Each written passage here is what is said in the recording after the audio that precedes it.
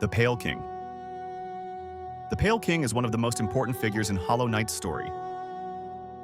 Long before Hallownest became a thriving kingdom, the Pale King was something far greater than the small, regal bug we see within the game's lore.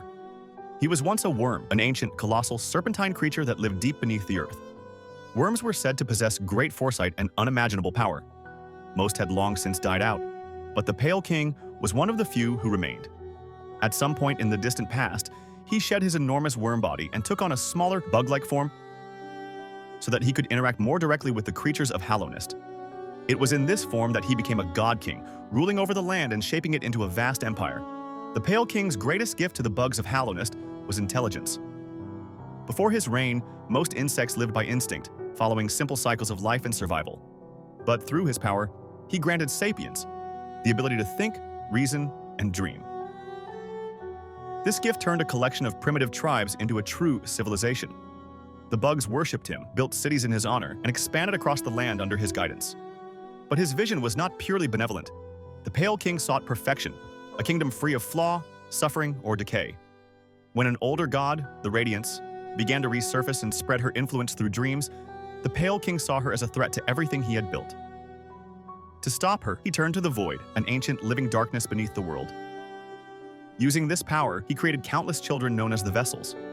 They were designed to be empty of will and emotion, perfect containers into which the Radiance could be sealed. One of these children was chosen to become the Hollow Knight, while the rest were cast aside. The Pale King's reign is remembered as both glorious and tragic. He built Hallownest into the greatest kingdom of its age, but in his pursuit of control, he sacrificed countless lives and ultimately could not prevent the Radiance's return. His story is one of ambition, failure, and the price of trying to defy the gods of old. The Radiance. Long before the Pale King arrived, Hallownest's moth tribe worshipped a god of light known as the Radiance. She was a higher being who ruled over dreams, appearing in visions and guiding her followers with warmth and brightness. To the moths, she was not simply a deity. She was the center of their existence, a living embodiment of light and memory.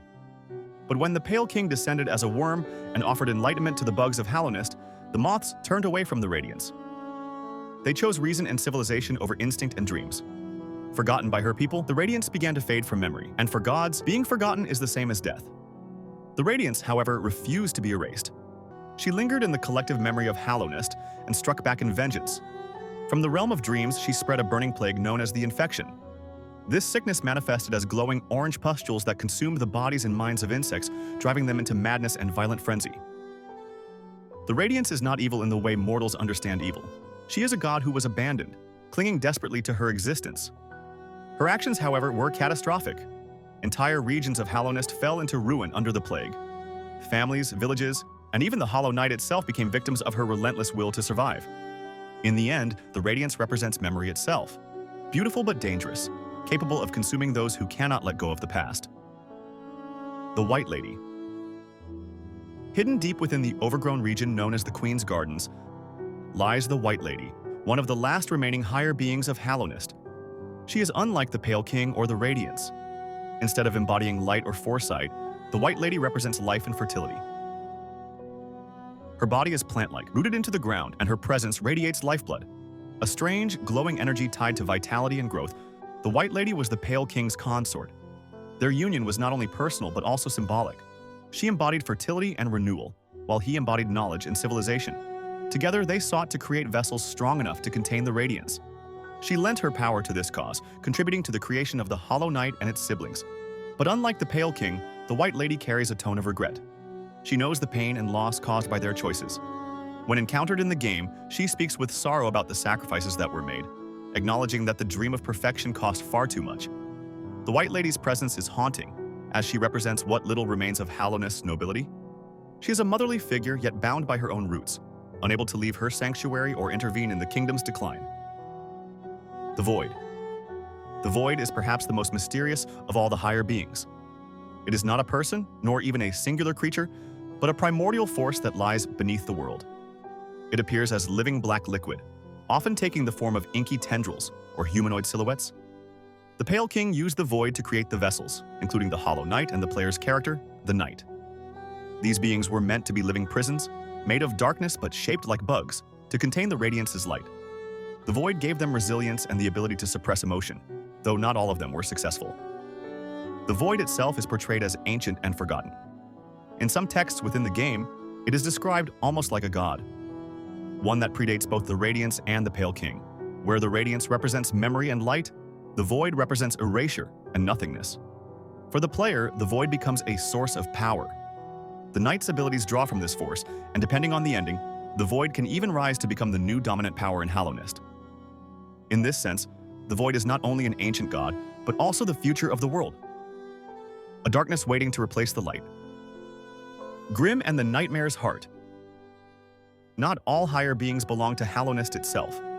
Grimm, the enigmatic leader of the Grimm troop, arrives from beyond the kingdom's borders as part of an eternal ritual.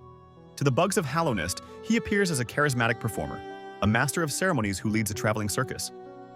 But behind the spectacle lies something far more sinister. Grimm is a servant and vessel of the Nightmare's Heart, a parasitic god that feeds on flame and devotion. The troop travels from place to place, gathering nightmare flames to keep this god alive. Grimm himself is reborn with each cycle, burning away and being resurrected by the heart, doomed to serve forever. This creates a fascinating contrast with the other gods of the world. While the Pale King and Radiance fought over a kingdom, Grimm represents an endless cycle of consumption and rebirth. He is theatrical and entertaining, but ultimately he is a servant of a hunger that can never be satisfied. Un. Deep within Greenpath, a region of lush plant life and flowing rivers, lies Un, a sleeping goddess who dreamed the entire area into being. Unlike the Pale King or the Radiance, Un never sought worship or dominance. Instead, she created Greenpath out of her imagination, shaping its creatures and vegetation as extensions of her will. Un embodies harmony with nature. She does not impose strict rules or spread corruption. Those who live in Greenpath simply exist as part of her dream. She offers the knight a charm known as Un's Blessing, which reflects her nurturing, protective nature.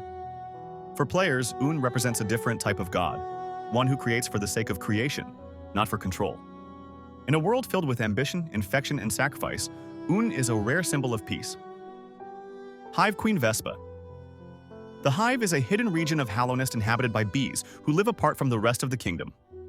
At its center once ruled Hive Queen Vespa, a higher being who embodied protection and unity for her people. Unlike many of the other gods, Vespa did not seek to shape the wider world or dominate other kingdoms. Her divinity was entirely local. She was revered by her subjects as both queen and protector, a spiritual leader who ensured the Hive remained strong even as Hallownest collapsed. By the time of the knight's journey, Vespa has already died. Yet her spirit endures, lingering to watch over her people and guide those who enter the Hive. She is a reminder that not all divinity is vast or world-shaping. Some gods exist only for the sake of their own people, bound by loyalty and love rather than ambition. The Dreamers. While not always classified as higher beings, the three Dreamers, Monomon the Teacher, Hera the Beast, and Lurien the Watcher, deserve mention. These figures were chosen by the Pale King to serve as living seals that kept the Radiance imprisoned. Each of them gave up their life and consciousness, entering into an eternal sleep so that the Hollow Knight's prison could remain unbroken. Their sacrifice was immense. Monomon abandoned her research and her people. Hera agreed only in exchange for her daughter's future. Lurien gave up his life of solitude to watch over the kingdom one last time. Though not gods by birth, their role elevated them to a divine status within Hallownest. They became guardians of the kingdom, remembered less as individuals and more as eternal symbols of sacrifice.